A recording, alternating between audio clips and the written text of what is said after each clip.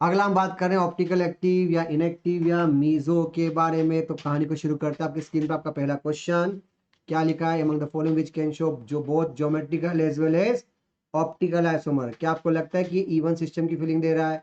ये only OI के बारे में बात करेगा। ये भी इवन की फीलिंग दे रहा है, ये ओआई के बारे में बात करेगा। यहाँ पे हम ज्योमेट्रिकल नहीं देख पा रहे हैं। ये ऐसा एग्जाम्पल है जहाँ पाई बॉन्ड है तो हम ओआई की बात करेंगे, और काय सेंटर दिख रहा है तो जीआई की बात करेंगे। यानी हमारा आंसर यहाँ पे क्या आना चाहिए? सी आना चाहिए।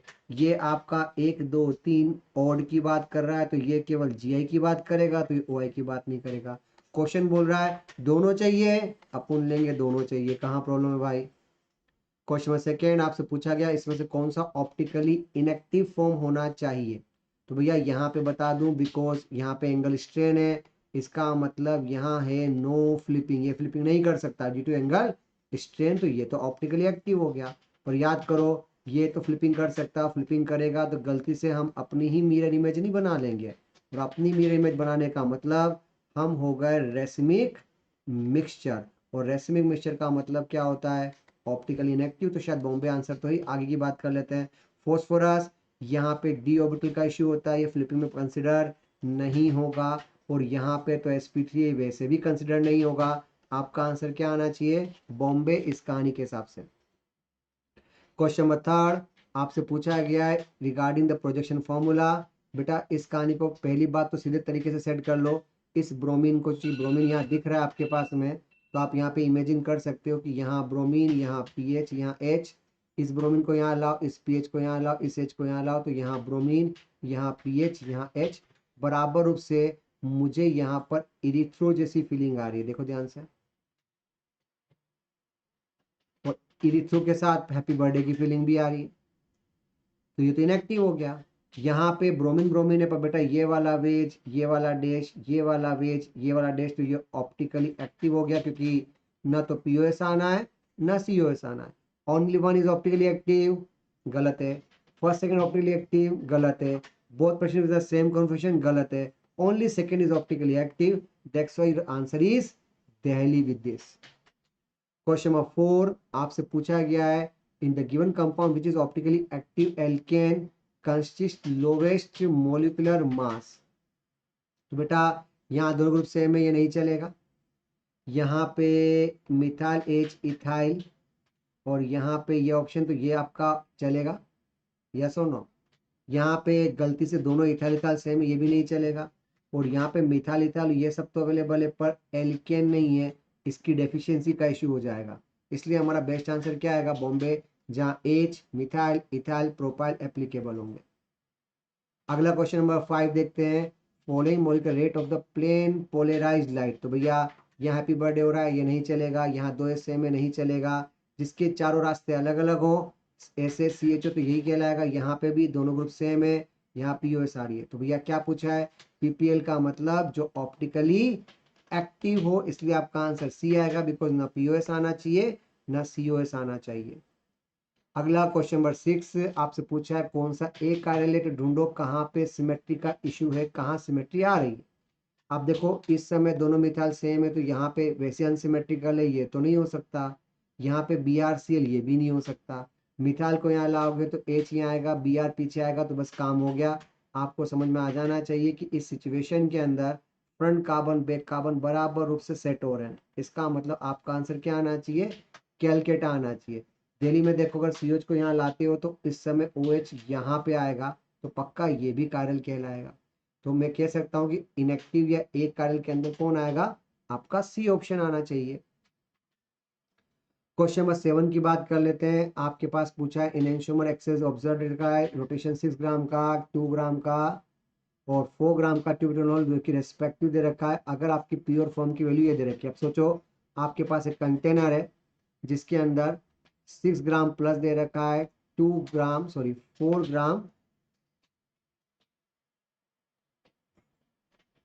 4 ग्राम माइनस दे रखा है। तो प्लस माइनस का मतलब आपके पास नेट केवल +2 ग्राम ही बचा। अब आपको थोड़ा सा कंसेप्ट पता होना चाहिए। क्या कंसेप्ट पता होना चाहिए? कि जब 100% की वैल्यू रखी गई थी, आपकी वैल्यू आ रही है 113.5। तो बताओ आपके 2 ग्राम से हम कितना जज कर पाएंगे, मतलब 6 4 का डिफरेंस 2 है, तो हम इससे 20% मान के चल सकते हैं कि भैया इसको अपन क्या इमेजिन करते हैं 60 ग्राम, इसको क्या करते हैं 40 ग्राम, तो आपका डिफरेंस आ जाएगा रेशियो के हिसाब से 20 ग्राम का। तो अपन लिख सकते हैं कि 13.5 अपॉन 100 इंटू ये आपका 20, ताकि आपको रोटेशन की फीलिंग आ सके। अब ये फंडा आप यूज करोगे तो ये आपकी समथिंग लाइक दिस हो जाएगी। इससे 0 को हटा देना, गेम तुम्हारा सेट रहेगा, 27 आएगा। बट ये वैल्यू, सॉरी आई थिंक 0 गड़बड़ कर दिया मैंने, या आपके पास ये ऑप्शन आ जाना चाहिए। अगर आपके पास ये ऑप्शन आ रहा है तो पॉइंट के हिसाब से तो वैल्यू आ ही जाएगी आपके पास में। क्या आएगा, इसका आएगा 2.7, पर 2.7 प्लस में या माइनस में, तो चूंकि वैल्यू प्लस की दे रखी है तो 2.7 तो आना चाहिए, पर 2.7 किसका आना चाहिए, ऑफकोर्स आपका प्लस। और रिजल्ट कितना आना चाहिए, 20%, बिकॉज के 20% के कारण हमको ये रिजल्ट आ रहा है। तो पहले आपने ग्राम को रेशियो के हिसाब से 6 ग्राम 4 ग्राम को 60 ग्राम 40 ग्राम किया, फिर उसका डिफरेंस निकाला, बिकॉज जो 2 ग्राम था वो 20 ग्राम के रिस्पेक्टिवली आपको रोटेशन देगा। इससे हम बता पाएंगे कि हमारी वैल्यू इस तरह से आनी चाहिए। क्वेश्चन नंबर 8 आपको पूछा है ऑप्टिकली एक्टिव कंपाउंड, तो चेक करो ऑप्टिकली एक्टिव में क्या हो रहा है। बेटा यहाँ पे बॉन्ड बनाने से आप फंस जाओगे, सिस्टम में प्लेन आ रहा है, पीओएस की बात करनी पड़ेगी।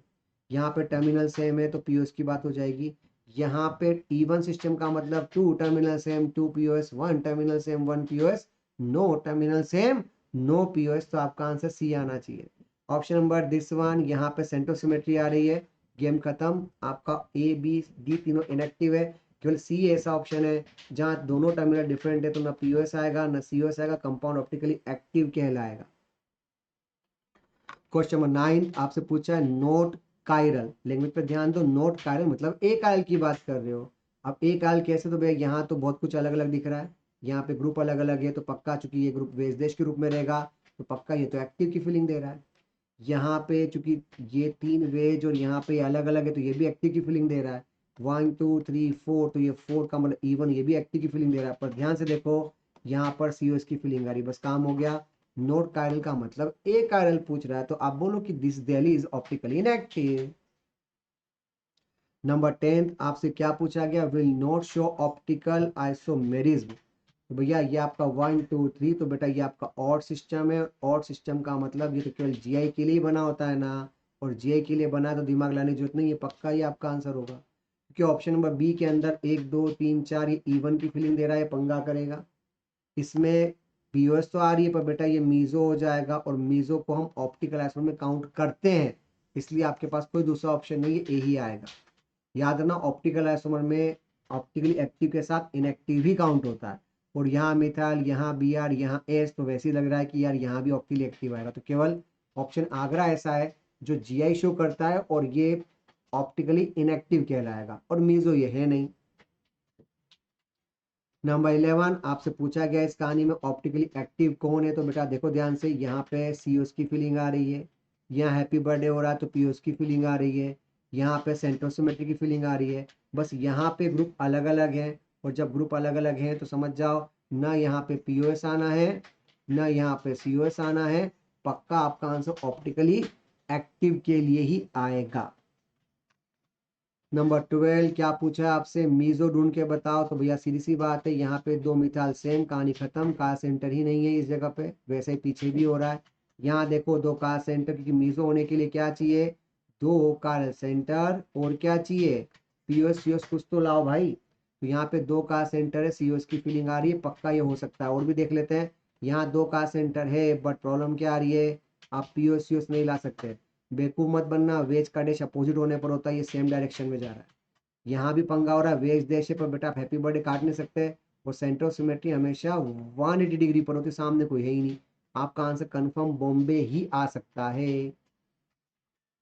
Number 13 which is the meso compound पूछा है, तो ध्यान से देखो, ये आपका इवन सिस्टम है, ये तो नहीं हो सकता, क्योंकि 2 terminal same 2 POS, 1 terminal same 1 POS, no terminal same no POS, तो एक्टिव की फीलिंग दे रहा है। यहाँ पे आप बराबर सीओएस की फीलिंग ला सकते हो, तो ये इनएक्टिव हो गया, पर यहाँ पे कार सेंटर ही नहीं है। यहाँ पे कार सेंटर 2 हैं, पर यहाँ ना पीओएस आ रहा है ना सीओएस आ रहा है। यही वो एग्जांपल है जहाँ ध्यान से देखो बाकायदा सीओएस की फीलिंग आ रही है और आपके पास कार सेंटर भी है। That's why your answer is Delhi with this.